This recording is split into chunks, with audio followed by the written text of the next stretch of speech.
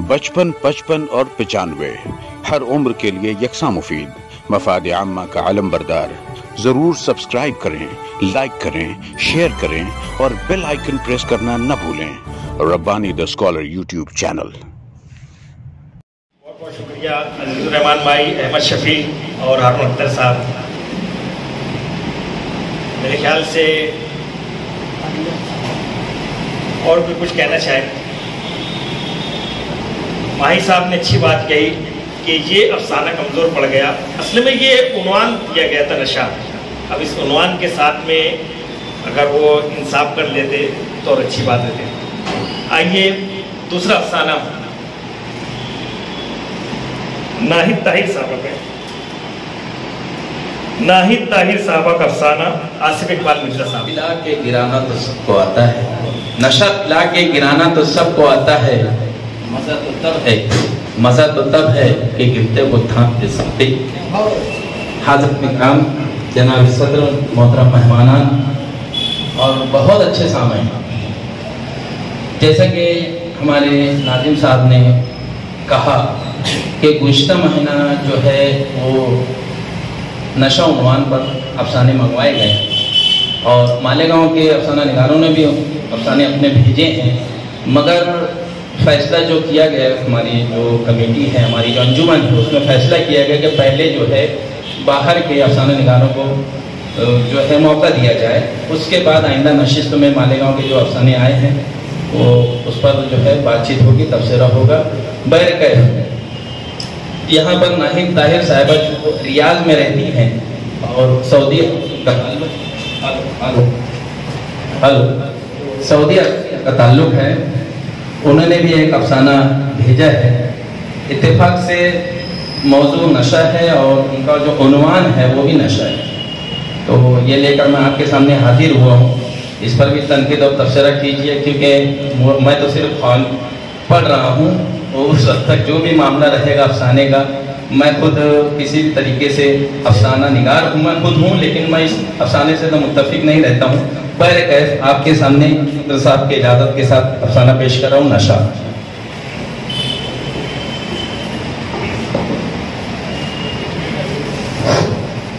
नशा ताहिर, नाहिद ताहिर, रियाज, सऊदी अरब। कहते हैं नशा कई किस्म का होता है, सिर्फ दीगर मनशियात या अल्कोहल के इस्तेमाल से नशा नहीं, बल्कि ऐसी आदत व अतवार का भी नशा जिसमें इंसान गिरफ्तार होकर जुनूनी बन जाता है। रमशा को शायरी का नशा था। आसमान दिल पर आसमान दिल पर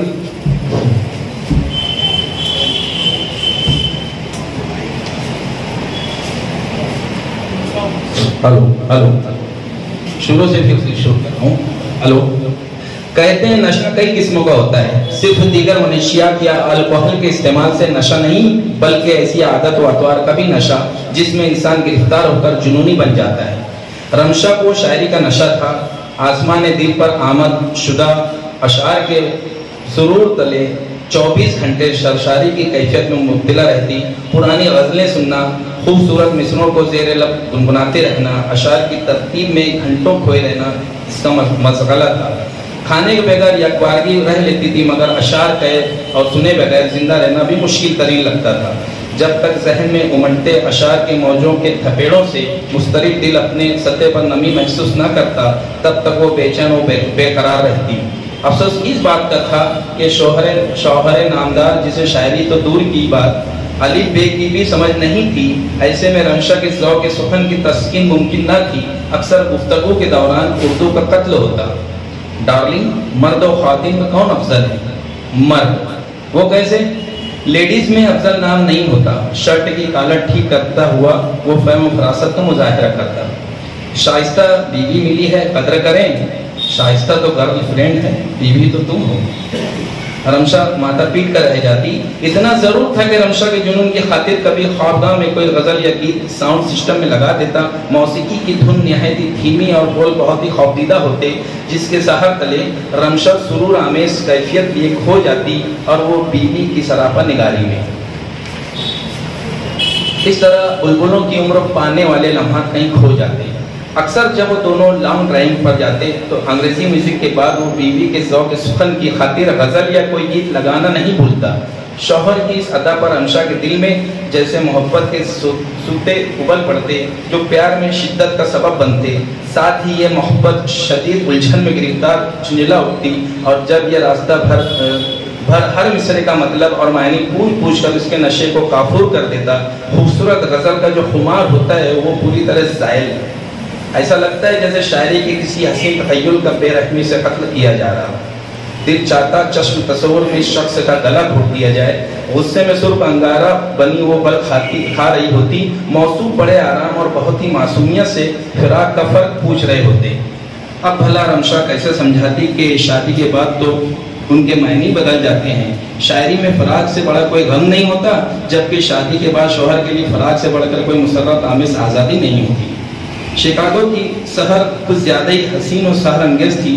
سفید بادل جذبات میں ایک عجیب سی سرشاری طاری کر رکھے تھے۔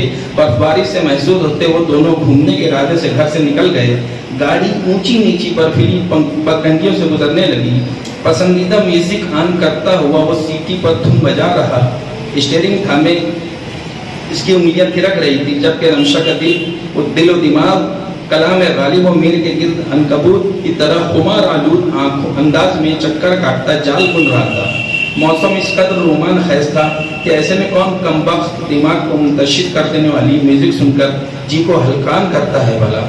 دل میں شدید آرزو جاگی، بے درد سیاں میوزک کا گلا گھونٹ کر کوئی رومان خیز غزل ہی لگا دے۔ آرزو کا گلا گھونٹ کر وہ اندر ہی اندر بے قرار ہوتی شوہر کو دیکھنے لگی۔ رمشا کے وجود پہ طاری بے قراری شاید شوہر کے دل پر اثر انداز ہوئی، تبھی وہ بے چین ہو کر بیوی کی جانب دیکھا تھا۔ کیا سوچ رہی ہو؟ موسم کس قدر حسین ہے، دل پیاسا ہے، کچھ تو جام پلا دے ساقی۔ دل کے چھالوں سے کراہتی اداس لہجے میں جیسے سسکاری بھرتی کہہ گئی۔ ہاں مگر تم سے زیادہ نہیں۔ اس نے بڑی محبت سے رمشا کے خوبصورت چہرے کو نہارا۔ اف!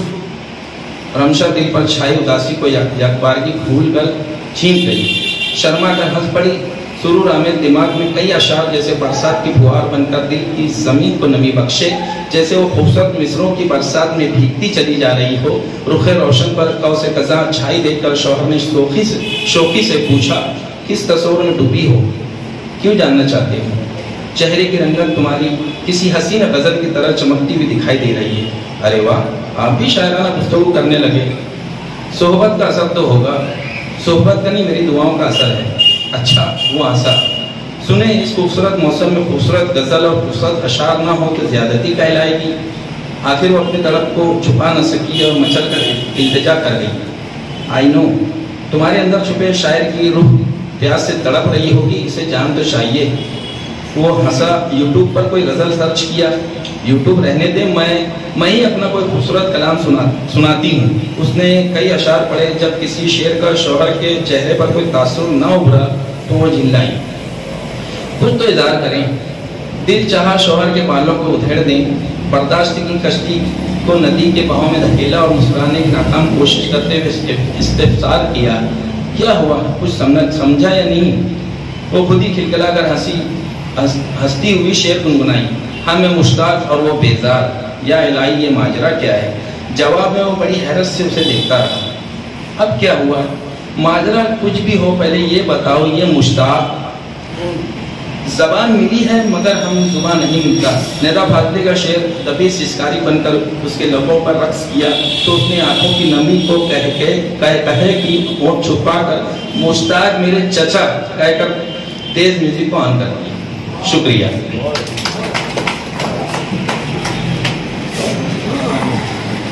بہت شکریہ آصف اقبال مرزا صاحب۔ کاش کہ وہ ایک مرتبہ ہمارے شہر کے مشتاق اگر مشتاق کو سن لیتی تو پھر دے پہنچتے نہیں۔ اس پر کوئی اپنا تبصرہ پیش کرنا چاہے؟ ناہید طاہر صاحبہ کے افسانے کے اوپر۔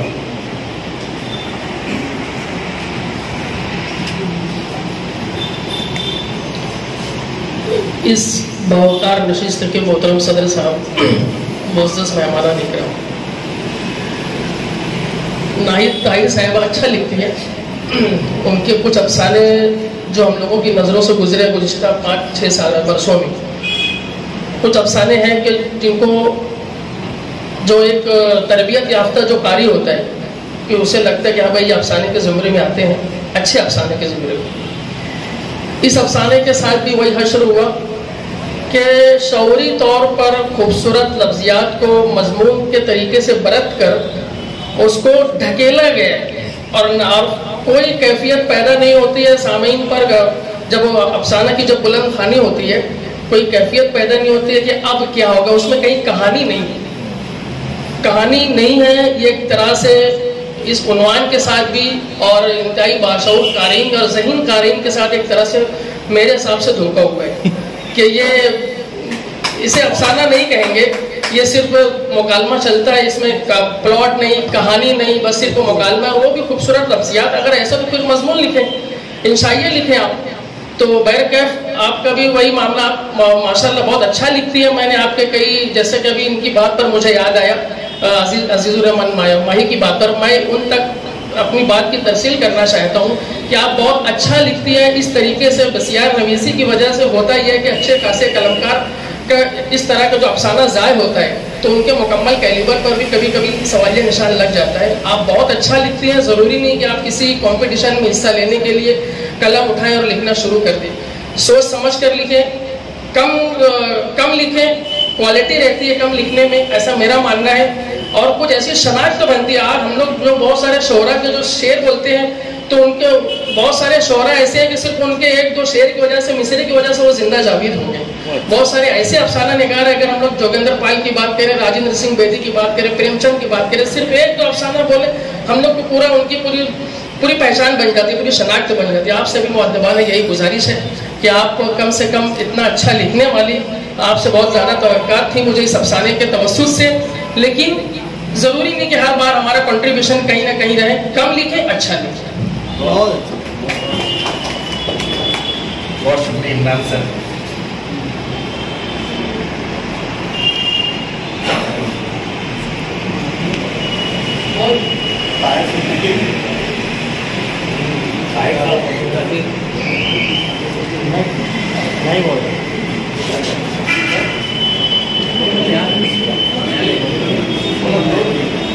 کسی کا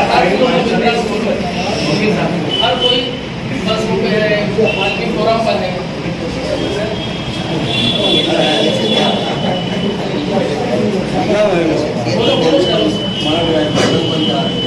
دراصل یہ افسانہ مجھے تبصرے کے لیے دیا گیا تھا اور تقریباً جتنی باتیں تھیں وہ عمران جمیل سر نے کہہ دی ہے. پھر میں کچھ باتیں اتنی کہوں گا کہ جو ایک نشہ ہے، مشغلہ ہے اور دلچسپی ہے، کہنا چاہیے ان چیزوں میں جو فرق ہے. افسانہ لکھتے ہوئے اس کا خیال نہیں رکھا گیا ہے. افسانے میں شاعری کا نشہ بتایا گیا اور اس کو اجاگر کرنے کے لیے جتنے مناظر ہیں اس سے ایسا لگتا نہیں ہے کہ اس سے انسا کو شاعری سے دلچسپی تھی. ایسا لگتا ہے کہ غزل گائکی سے دلچسپی تھی. تمام مناظر میں غزل گائکی کا ذکر ہوا ہے تو یہ بہت بڑا اس کے اندر بلنڈر ہو گیا ہے. دوسری طرف یارو اس سے پہلے کوئی کہانی بنتی، ایک لطیفے سے، مشہور لطیفے سے کہانی شروع ہوئی تھی اور ایک لطیفے پہ جا کر ختم ہوئی. تو مجموعی طور پر روانی ہے، چمکتگی ہے، لیکن نشہ نہیں ہے اس کے اندر کہیں بھی. تو کہانی پن بھی بہت کھٹکتی ہے. تو جو عنوان دیا گیا تھا اصل میں ذہن میں رہتا ہے. ایک قید ہے اور وہ قید کی وجہ سے جو بھی لکھنے کی کوشش کی گئی ہے اس میں تقریباً میں سمجھتا ہوں کہ پوری طریقے سے ناکامی ہوئی ہے. نہ کہانی بن پائی ہے، نہ وہ کوئی تحریر ہو سکی. بس ایک مکالمہ ہے جو مکالمہ چلتا رہا ہے، آج نہیں ختم ہوا. پھر بھی ایک کوشش تھی، اس کوشش کے لیے افسانہ نگار کو نیک خواہشات اور مبارک. بہت بہت شکریہ ڈاکٹر شہروز خاور صاحب. تفصیل سے آپ نے اس کہانی کا تجزیہ کیا. اور کوئی صاحب اس کے اوپر کچھ کہنا چاہیں؟ طاہر انجم صدیقی صاحب، یہ افسانہ آپ نے مکمل سنا ہے.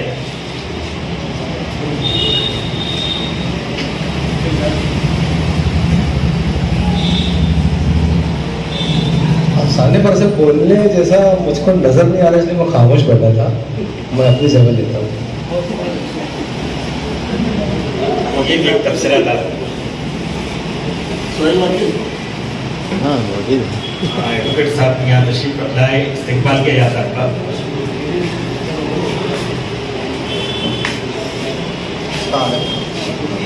इतने बड़े कलाकार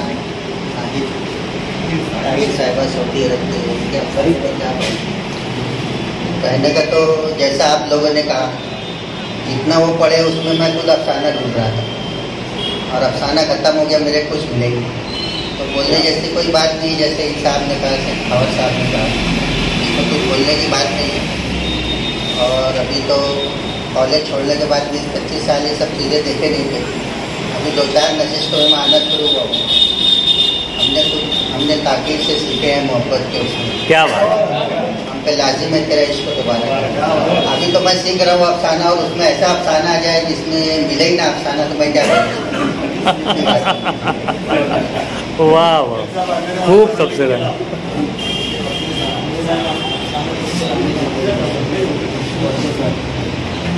आइए अब इस नशिस्त का आखिरी अफसाना रुखसाना नाज़रीन साहबा का अब्दुर्रहमान अख्तर साहब को ज़हमत दूंगा कि उनका अफसाना पेश करें। बचपन, 55 और 95 हर उम्र के लिए यकसा मुफीद, मफाद आम्मा का आलम बरदार।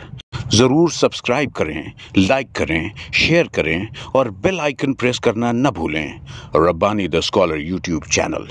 Rabbani the scholar YouTube channel इल्मी, अदबी, दीनी, मिली, समाजी, सकाफती, तहजीबी, फलाही, तिब्बी, फ़न्नी, माशी, तिजारती, माशरती, इंतज़ामी, इनकलाबी, तहरीकी, तहकीकी, तकनीकी, तफ्तीशी, तामीरी, तालीमी व मालूमाती यूट्यूब चैनल। ज़रूर सब्सक्राइब करें, लाइक करें, शेयर करें और बेल आइकन प्रेस करें। Rabbani the scholar YouTube channel.